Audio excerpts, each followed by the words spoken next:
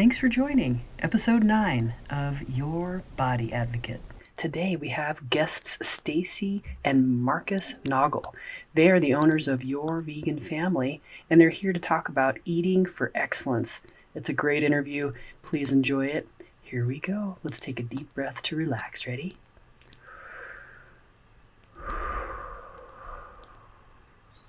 All right, enjoy.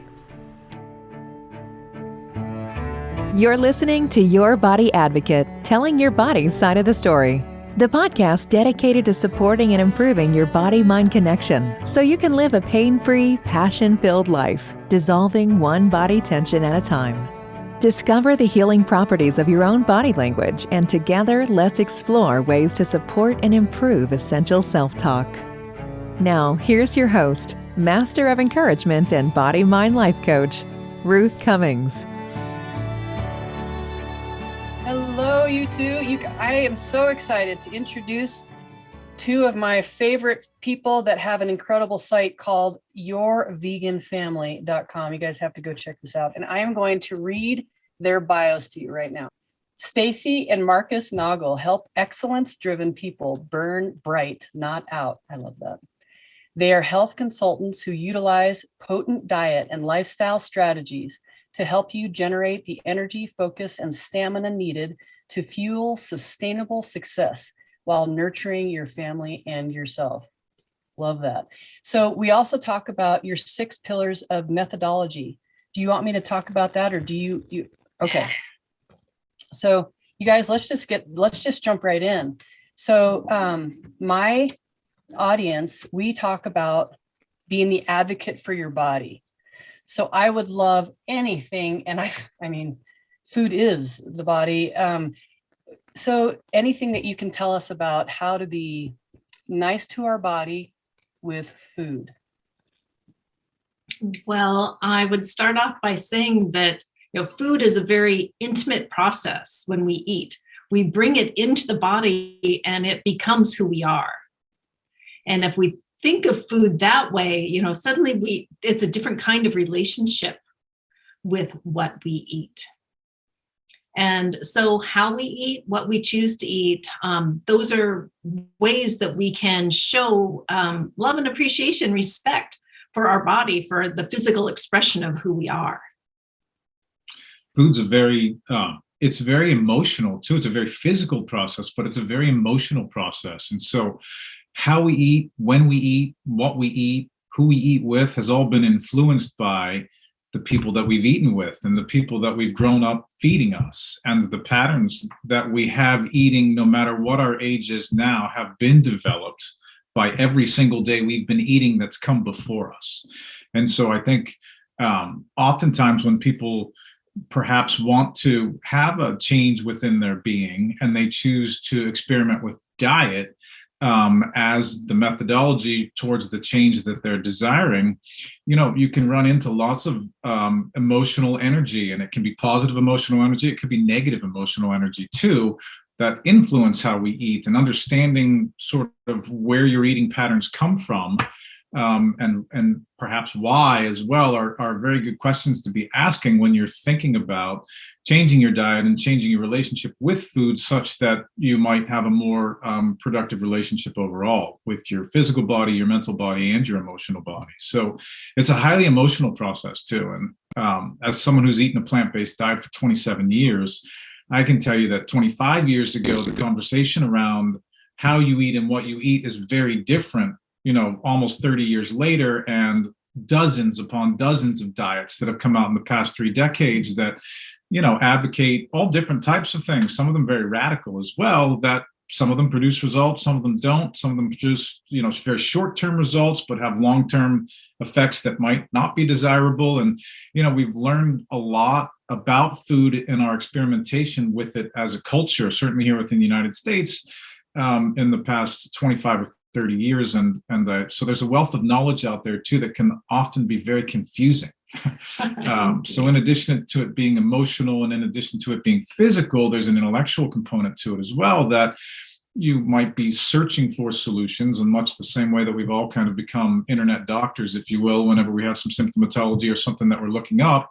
And you can have access to all kinds of interesting studies and clinical trials and information, but being able to vet that information for validity and for what works best for you can often be daunting for lots of people as well. And so, food is a very simple thing. It's something that we need in order to be alive. Water is something that we need in order to be alive. Good sleep is something that we need to be alive, but they're not things that we often think about until we have problems with them.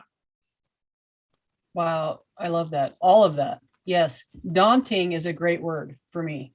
And for other people where I talk to and my family, making the smallest changes seem very, very challenging.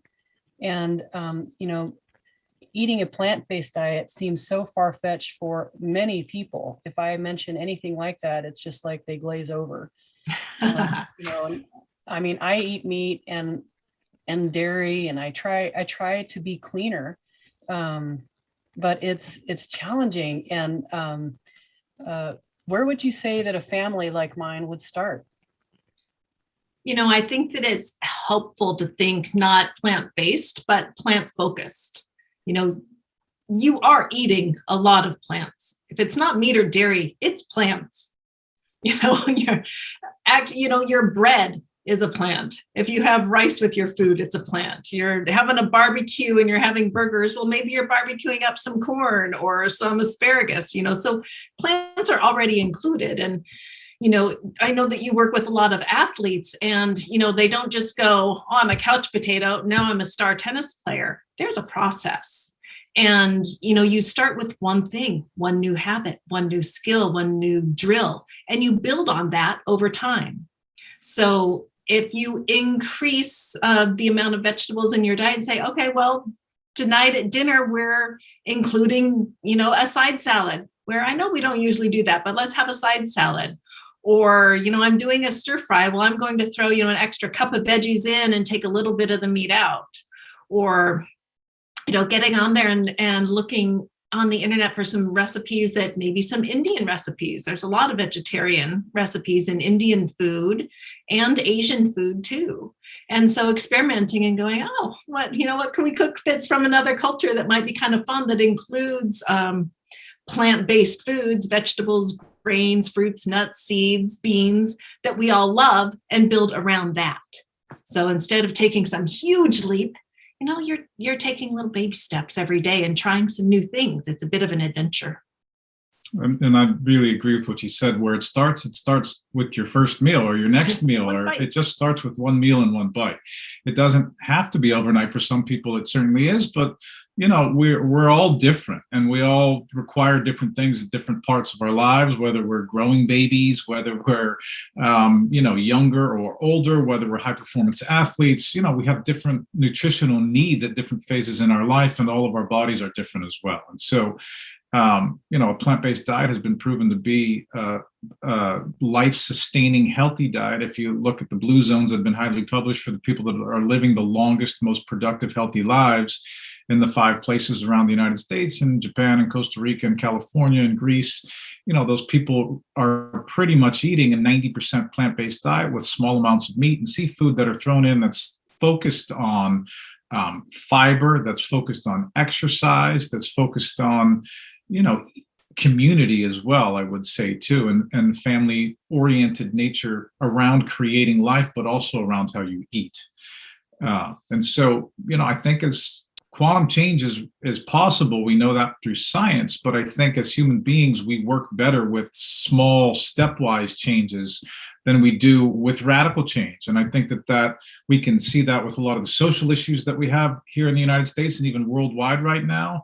And I think that those things hold true for our physical bodies as well. If you're in an acute situation where you're required to make quantum change, that might be a different situation. But on the whole, small steps towards a positive goal is a good way to go about it. And just like I'm sure you've seen with your athletes, and I've experienced as a college athlete myself as well, you don't just start training for your thing and do it all in 1 week. It's something that you build up a baseline level of health and fitness, and then you maintain and build on that base that you have too. And so working on your foundation to ensure that you're eating across a broad range of fruits and vegetables, maybe cutting down or eliminating some of the things that don't serve your body and introducing new things that do. Lentils are not something that are all that common in American culture to eat. They're a foundation of the Indian diet. Beans are a foundation of diets all around the planet. And if you look again at some of the people that are living the longest lives, but long quality of life as well, beans and the relationship with protein are something that are different than what we experience here in the United States. And I think one last point to Stacy's is, trying new foods is a great thing. And if you're fortunate to be, in a urban area or a place where you can expose yourself even through eating at a restaurant, it's become so much easier to eat vegan or plant-based meals. And maybe you've never cooked Indian before, which could be daunting to learn a whole new cuisine just to try something new. But maybe the next time you go to a restaurant, if you do eat out and you go to your Indian restaurant, or you go to your Mexican restaurant, or you go to your Thai or Ethiopian restaurant, ordering a plant-based entree to go along with the rest of yours can expose you to new flavors, can expose you to new textures, can expose you to new things that then give you motivation to go home and maybe experiment with some of those things in your kitchen as well.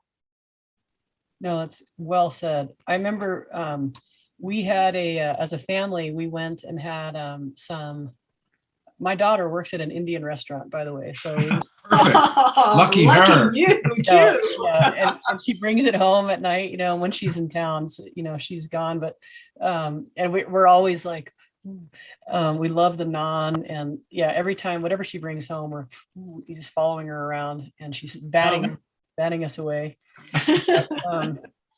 So I lost my train of thought, but, we went to we were in Salida, Colorado. And as a family, we went and had, dinner somewhere, and we ordered tilapia mango tacos. Mm-hmm. And they were so good, and but they were expensive. So my daughter was like, ooh, I can make this. And no kidding, when we got home, she couldn't find tilapia, so I think she did either salmon or tuna. Oh yeah, she did a tuna steak. So she made tuna seared tacos with mango sauce. Mm-hmm. Boy, was that yummy? And we had my parents over, and they had never had that. And we had some football players over, and they had never had that. And then I just love that, because I love what you said, Markus, about eating with people and how you learn, like what you learn as a kid, and how you eat together. It really matters in your life. Where do you eat as a family? And do you eat slowly? I do this, like, and then, like, I could still feel the food, moving down as I'm moving back to work. It's just not when what to do. That's better. At least I've learned, and I hear, chew 26 times or whatever. Like, there are certain things that you can do to make food better for you. But I think, like last night we had, we just like to have athletes for dinner who don't have families in town. Mm-hmm. And just, they all have their own, not only food style.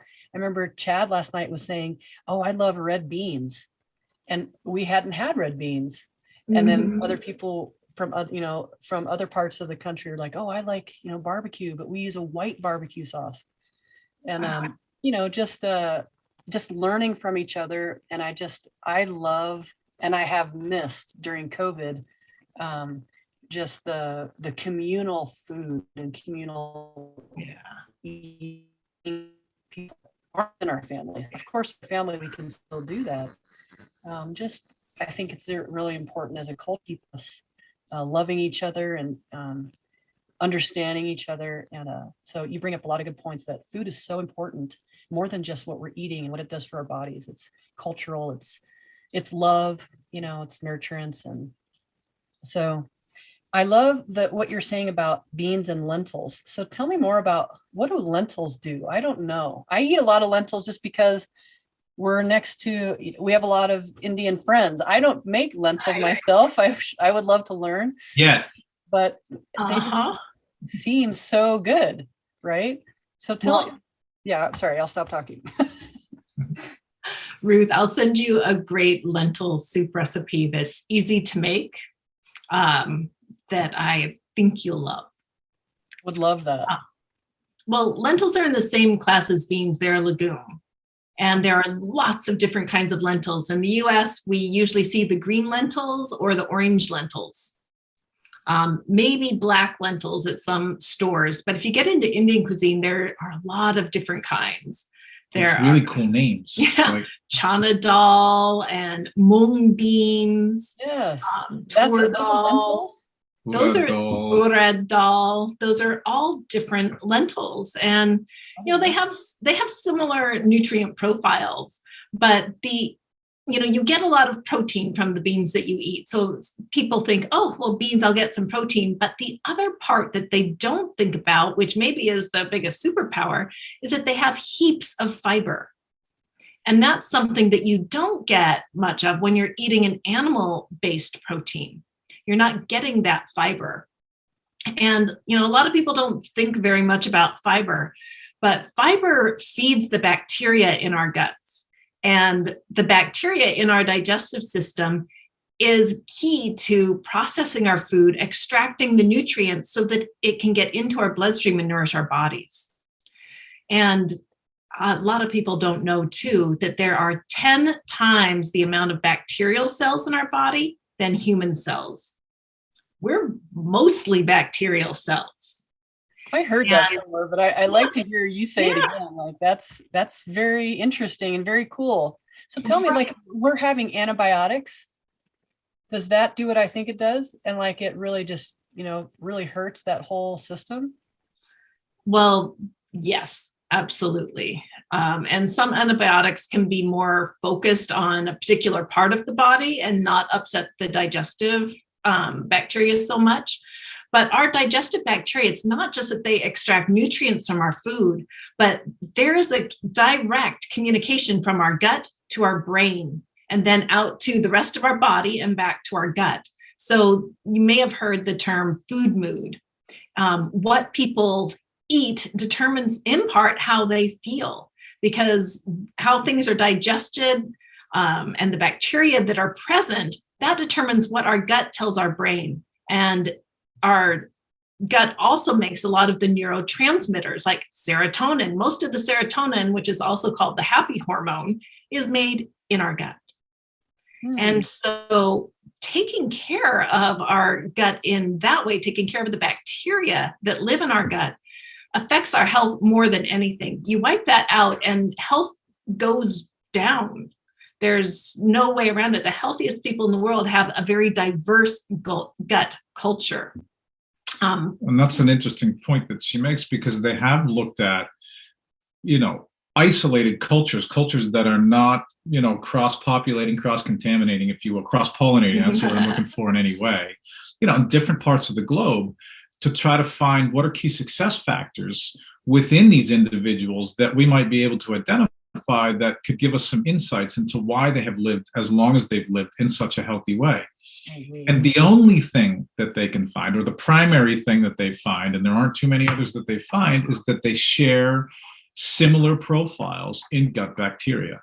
Wow. And so, it is a very important part of our body that is not talked about all that much. And it's becoming more popular, I think, if you would look at the proliferation of probiotics. And so you can talk about antibiotics and the role that they play in healthcare. And yes, if you take a broad spectrum antibiotic, it's going to affect the positive bacteria in your gut as well. Like Stacy said, you can take some that might be much more localized and much more focused. But oftentimes, when we're given a antibiotic, because they don't know exactly what's afflicting you, they give you a broad spectrum antibiotic. And so more and more, I think Western medicine physicians do recommend that after you've had an antibiotic, you should be following that up with a probiotic to try to bring back and reestablish your positive gut health and positive gut bacteria. And more, these things exist in all kinds of foods, but more and more you see probiotic supplemented foods that become available too. And so, I think there's more of an understanding as to just how important your gut health is. And there's more of a focus on, trying to make sure that it's performing in the best way possible in ways that we've not seen before, and in mainstream eating. I agree. Like,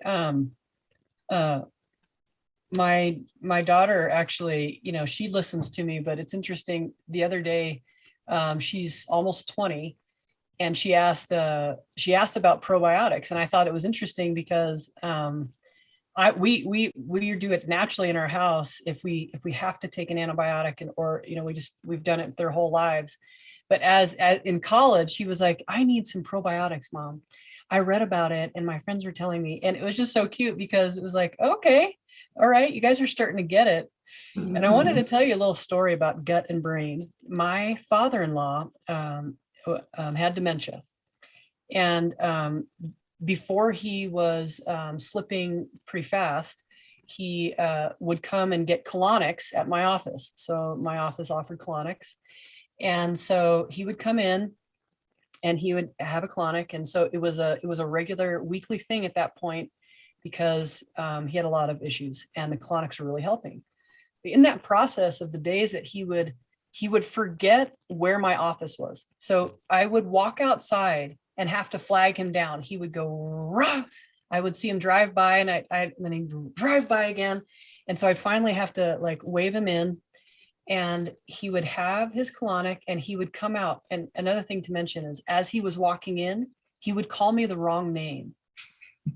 And I would just say, hey, Dad, come on in. And, oh, hey, Rachel. He always called me Rachel. And so he would go back and start his session. And when he came out, he was completely mentally clear. And wow, it was fantastic. Amazing. And the beginning, it would be mentally clear for like 6 days. Yeah. And it just declined and declined. And at the end, it was probably for an hour, but he was clear for an hour. Like he would know, how did I get here? And I was pregnant at the time. He's like, well, is Jake coming yet? And then you just see it. He would be like, hey, Rachel. And it would go back to, but it was the colonics. It was the cleaning of his gut that brought his brain back. And that's amazing. I thought it was, we would tell his doctors and they go, okay. And, I just thought it was so sad. I wanted to tell them like, hey, if you have other dementia patients, you could try this. If they can't get a colonic, maybe do an enema or something else to just clear their gut. And they, just didn't hear that at all, which is kind of sad. I think more people, like you said, Markus, are hearing it now. Just the importance of everything in our body, but the importance of gut to brain is, I see it. Another thing I wanted to mention is like when I'm doing massage on people who are having intense emotional issues, their gut is always involved. And if they're having, gut pain in the front, anywhere around their belly button, I can find the same pain on the back. And so like, even if they're having pain that's up in their shoulder blade, I can usually find the epicenter in the front of the gut somewhere around there. And even if it crosses the body line, I know I'm making little like puzzles, but that's how I see it. Like here's the middle of the body, and something on this side will affect on the other side. And I just think it's fascinating. So I think it's hard to have a physical issue in your body, especially if it's systemic, that doesn't involve your gut in some way. I mean, it's literally how you're digesting your life experience. And so if your life experience is in some way undesirable, your gut's involved, right? There might be other parts of your body too. It might not be the source of the issue, but how we digest life every single moment of every single day is a huge part of who we are. I wrote down that quote, Markus. Is it okay if I use it? Sure. I'm not sure what you wrote down, but sure. Yeah, right. The digesting of your life experience. That is amazing. It's so true. And it's all right there. So it's just so important. Yeah. So we really do say we are what we eat, right? And we are what we eat from a health perspective. But you can't separate your physical health away from your mental health, away from your emotional health. We're a full meal deal. It's one big package, right? And so you are eating your emotions. You are eating your physicality. You are eating your mental, state of mind in that present moment. You're eating all of those things every single time. And I think that, in the culture that we have now, where time, if we could buy time, we would buy time. Right. And that's what we try to do. We try to buy as much time as we can from any place that we can buy it, because we're overwhelmed in our lives with the amount of things that we think we need to get done. And in some cases, we really do need to get done as well.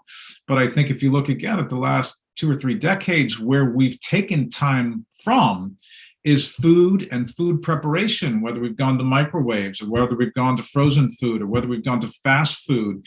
We've taken, we've tried to gain an hour or 2 hours or whatever amount of time there would have been around food preparation at one point, and the sharing and collective family experience of sharing around that food too. We've taken that out of our eating process, and not only has it affected us socially, but most importantly, that's affected us physically and mentally and emotionally as well, because it's all one big package deal, right? And so food is critically important in everything that we do. And by eating well, you actually probably can create some time for yourself in your schedule, and more productivity and more energy and more shining and burning brighter. By eating the right things, you're actually, and by making that investment in your health, you actually probably in the long run and in the bigger picture are going to save time than you are losing the time in that moment where you think you don't have that half hour to spend preparing your meal for that particular breakfast, lunch, dinner, whatever it might be. Yes. I am listening through my lens of my life of, eating as I'm walking to the next client, or, allowing sports to take away our family dinner time, all these things. Do you guys eat at the same time every day? We do. We're Yeah. We're lucky because our kids are 11 and 7. And so we live on a small island, and we've just kind of come out of COVID as well. And there aren't a lot of things to do. We're in a do-it-yourself environment where, oftentimes if you want your kid to play t-ball, then you got to go organize the t-ball team and coach it. And so we're not distracted by high school kids who oftentimes tend to have extracurricular activities and things after school that are, I hate to say it, more meaningful, but they're less flexible than maybe what you would have in elementary school. And so we eat all of our breakfasts together, and we eat all of our dinners together, and we eat our lunches together on the weekends. And so whenever we're together as a family, we eat all of our meals together. And it's something that we all try to participate in. The boys, Nico, our older one, writes blessings. Ryan likes to light the candles. We're also very fortunate to live on a beach, and we've got an orchard too that's quite a lovely setting, and a deck outside. And so we rotate. Like when it's a beautiful day, we walk down to the beach with our food and we eat on the beach, or we eat in the orchard, or we eat on the deck, or then we'll bring it back and eat in the dining room. And so we rotate the places that we eat and the venues that we eat in. And it makes it a family activity that everybody can participate in, even if you're not cooking. But we also, from the earliest possible sprouting of the tooth through the gum, have tried to involve the boys in the tasting process, and really have tried to focus on expanding their palates from, again, the earliest possible age. Yellow curry, lightly seasoned at 6 months old. So cool. I have to say that we've been good at that too. Just, giving them capers here, stuff. And our kids have always been, open to different flavors. And I'm thankful that my parents, I would assume that their parents did that for them. So what a lovely life you guys have to have those options. I miss the water very much. Okay. Did my video stop for a second? Are you guys good? Yeah. Ours is good. It hangs up every now and again, but it's fine. Okay, great. So I have a couple questions about I mean, I have so many, but I think one that's burning for a lot of my clients and friends and family members is, what is the best diet for healing? Healing what is part of the question. As someone who's been working with people in nutritional advice for 30 years, it's very outcome dependent. What you want to have for your outcome informs, as a reverse plan, what you're going to eat. And that may be a process as well, starting with one diet and changing it up as you heal or progress on that journey. Well, I guess I asked that broadly. I mean, I know there's so many different, is there like a basic that people could start with? Like, okay, if you're really dedicated to your own healing, then, start with this. Yeah. What would you suggest if I came to you and asked that, or if my daughter, let's say my daughter, who's 20, as I mentioned, who lives in college, and eats in a cafeteria and doesn't have a car or a way to get to a store. Well, right. I think a really good rule of thumb to go by, and our family looks at this, we count the variety of foods we eat. We say eat across a broad variety of fruits, vegetables, grains, seeds, and we make sure that we're eating about 15 different foods a day. And making sure that over the week, it's 30 totally different foods. So, if we're making a lasagna, we know that has, 20 to 30 different ingredients in it. And when Markus makes the boys lunches every day, well, they have between 8 and 12 different ingredients. So today was a vegan cheese and tofurkey sandwich on a whole grain sourdough bread with some spring greens, some cherry tomatoes. There was a bowl that had some strawberries and mandarins and oranges in it, and another container that had some dried blueberries, some little veggie crisp snacks, some dried okra. Is that it? I think that was it today. So. Oh, and some cookies that we made over the weekend that were sunflower seed and fig and some different spices. And anyway, so, you go through that and it's like, okay, well, if you eat a diverse diet, you have diverse gut flora. So, right. I see what you mean. Making sure that you're eating across a broad range of fruits and vegetables, I think, is a great way for anybody to make a first step towards a healthier diet. Because when you have a healthy digestive system that's happy, Confucius, he said, bliss begins in the bowels, and it does. When that is solid, then everything else in your life can be taken care of. In your health, it can be optimized. So that would be what I would give as a blanket statement for this is a healthier way to eat. And I think, if, as scientists, which we are both trained to, if someone were to ask that question and say, well, I want to eat healthy, how should I eat? Well, let's go out and see how the healthiest people eat. Who are the healthiest people? What studies have been done? Well, the largest nutritional study done to date on thousands of people over 10 years, the China study, came back with, a plant-based diet supplemented with B vitamins, vitamin D, and 15 or 20 minutes in the sun every day. Is probably the healthiest. It's the healthiest diet we found, again, in the largest nutritional study that had been done. I think, again, going back to the blue zone too, if you could, again, start with the endpoint. Well, who are the oldest, healthiest people on the planet? Not the oldest people that are in a nursing home and, hooked up to tubes and things and whatever else, but people that are actually, have an active, healthy life, that are octogenarians and nonagenarians, and that are over 100 centenarians, over 100 years of age. And in those places, their predominant diet that they eat is 95% plants. And so, Michael Pollan, I think, says it in a very simple, concise way. You should eat good food, not too much, mostly plants.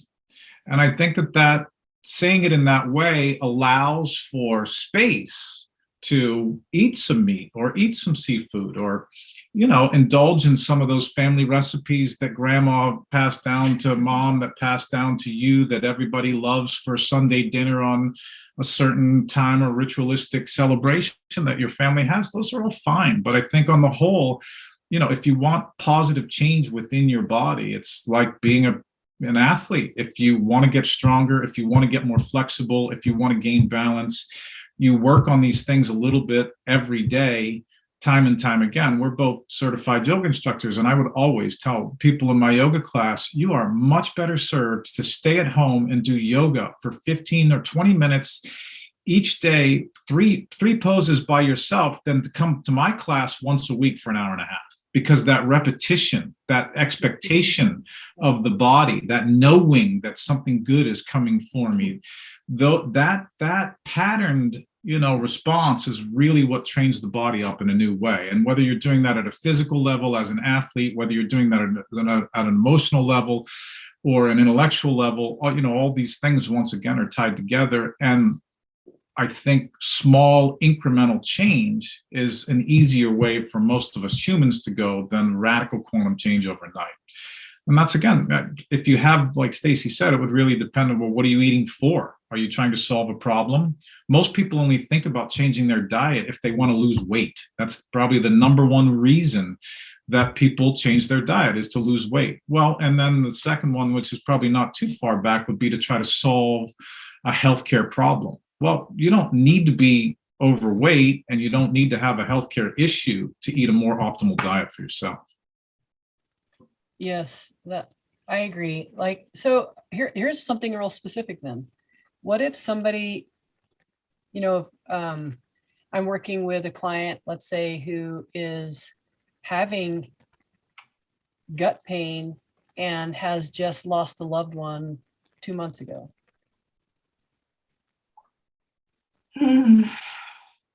Now, see, and I know you guys coach people to how to eat better and how to change their life to be healthy, and use food to do that. Yeah. So, and I know this is a loaded question, and it doesn't just involve food, and I see that, but I'm just to give those people out there who are like that, because there's millions. Sure. Like one thing they can do, and I love it. So they can go 15 different foods, try to do more vegetables and fruits and legumes, and beans and those types of things, a little bit less meat, and any other things that they can try on their own. Like they just don't, they want to try to get better. What can you suggest? Well, someone who's had something traumatic happen in their lives, going back to Markus's story about digestibility of life, like that's something that is huge and challenging to digest. So the last thing you want to do is make it challenging for your digestive system. So eating foods that are easier to digest can be a great way to take some of the pressure off of that process. And in Asian medicine, which is what my background is, I have a master's in Asian medicine. And when you want to go easy on the digestive system, they do a lot of soups. They do like a rice congee, a soup that has rice in it, vegetables, it's cooked a little while, some of the slow cooked stews, complex carbohydrates are part of that. Those are easier to digest, but they don't spike the blood sugar and cause inflammation. So, that's one way that they could go easy on their digestion, is with some easy to digest, yummy soups or stews. And I think in this particular example that you're asking about as well, it's highly traumatic to lose a loved one. And so your body's going through all kinds of things. And I would say, self-love and self-care in that moment is more important than practically any other moment that you've been in. And in those cases, I would think back to, well, are there things that I do really like that are comfort foods for me, that bring me emotional stability, that bring me to a happier place than the one that I'm currently in right now, that are healthy for me too? Because comfort food doesn't have to be, a bag of Oreo cookies or a whole pint of ice cream, or, it can be those types of things which might make you feel worse. But you can also have comfort food in your life. Like Stacy said, soup's the first thing that would come to my mind too, because the less your body has to work digesting, the more energy that you're going to have to process the experience that you're going through right now. And I think this is why, as probiotics are becoming more and more common, fasting is becoming more, and experimenting with fasting is becoming more common. And if you think about people that eat all day long, pretty much every day, and they're even eating late into the night, your stomach and your gastrointestinal system, your gastrointestinal tract are pretty much working 24/7. And so, again, you're working with athletes, that if you're working any muscle group, or your entire body nonstop, at some point, it's going to blow out. It's going to be done. It's going to have to shut itself down and recharge the battery in whatever ways that you're accustomed to doing that. And so, being kind and gentle on yourself in that process, I think, is really important. And I think another thing that, is kind of a easy thing to say, that, again, we've said to a lot of our yoga students, is feeling down, move around, feeling great, meditate. When you're in an emotional situation where you're not feeling so good about the experience that you're going through, it's very easy to kind of sit in your pain, to sit in your situation. And your digestion in that sitting too is not going to be nearly as active as it might normally be as well. And so, when you're in a challenging time, what you want to do is move through it, literally. And you want to move through that in an emotional way. You want to move through that in a physical way. And whether you work at it from the emotional side, or you work at it from the intellectual side, or you work at it from the mental side, it's all the same thing, right? And so sometimes just taking yourself for a walk, or getting out in nature, or going to a special place that's one that you might not have been to for a while, that gets you moving and gets you out of the experience, or moving through the experience, can be, helpful in getting all the rest of it to start to process as well. That is great advice. I love that. I've been suggesting to people to, get out in the sun, even during COVID, or I shouldn't say even, especially during COVID, people were afraid to go outside. And, but moving through it, I love that, Markus. You guys have so many great gems of information. We've had lots of great teachers. Oh, that, yes, I have to tip my hat to my incredible teachers as well. I'm happy to teach what they have taught. So,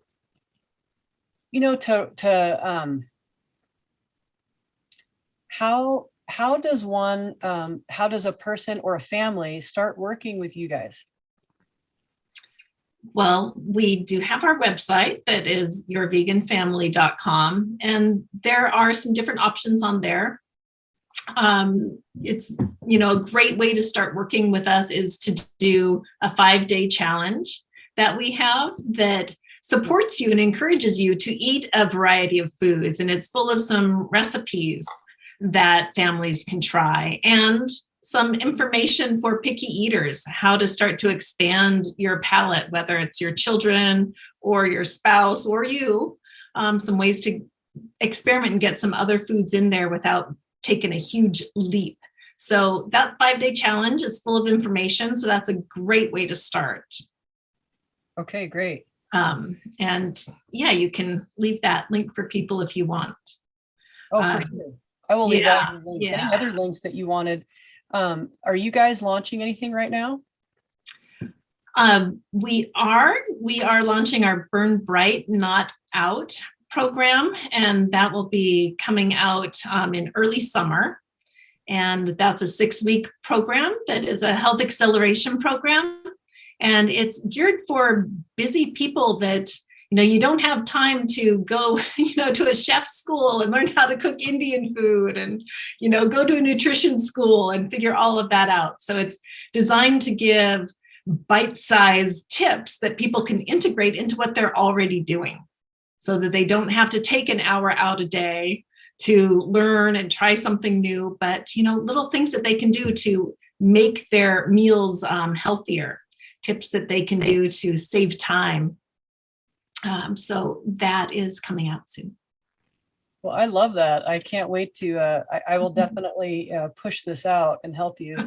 I think both of these are great. The 5-day challenge just sounds so lovely. And what about people doing that together? Like, can a family do that together? Like or like groups of people, like a neighborhood. I have the best neighborhood here, and we're always trying to help one another. And like to do that with them. Could we do that together? How does that happen? We just both sign up separately?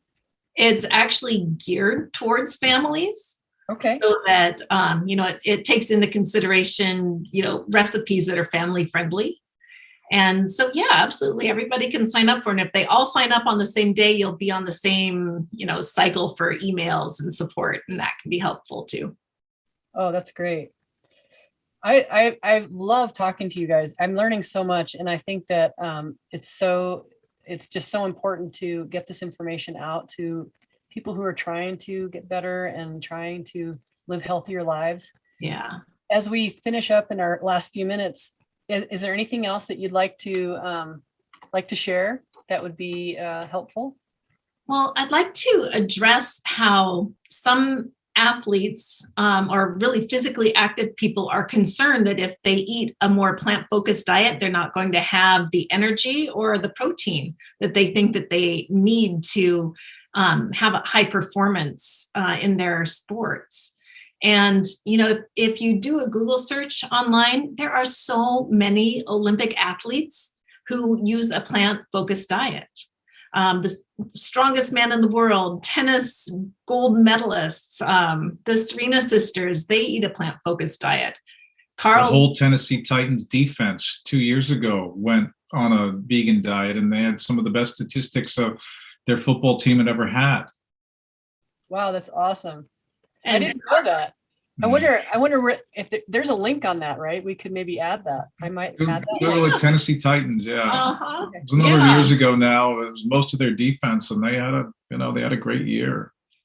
And because we're focused on high performance diets, how can you have more stamina, more energy, more focus with what you eat? And if you read about these athletes, a lot of them tried a plant-based diet because they wanted to have faster recovery times. They wanted to heal faster from injuries. And that is across the board what they have reported they experience. So even people who are ultra marathon runners and, a lot of different football players all have great things to say about a plant-focused diet. And, and even outside of athletics, people like Richard Branson, who by many standards has been very successful in his financial entrepreneurial goals. And, he eats a pretty simple plant-focused diet, and he shares time with his family around food. He's making those a priority, and we can use food to bring our families together. You often see it as something that must be done, get it done as fast as possible. But when we use food to bring our families together, if your kids are younger, you can teach them about math and fractions as you're cooking and using your measuring cups. You can teach them about basic nutrition. Hey, here's where you're getting your protein. Hey, let's try this flavor and see what it is. Did you know that fruits are full of antioxidants? It's our teaching opportunity to teach our kids what food can mean to them. Yes. And then when we sit down at the table, as Markus said, we make it something beautiful with a family blessing that Nico's written, or, just making the table beautiful with some heart stones we found on the beach, or some flowers, or things like that. And so rather than it being something out over here that must be done, it becomes a center that your family can focus around and do something together. Hey, thanks for joining for this part 1 of this cool interview with Stacy and Markus from yourveganfamily.com.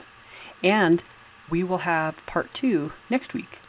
I hope you join their 5-day challenge, which is really fun. And if you join at the same day, not at the same time, but if you join within a 24-hour cycle, then you're in the same group that they work together with. So that's really fun.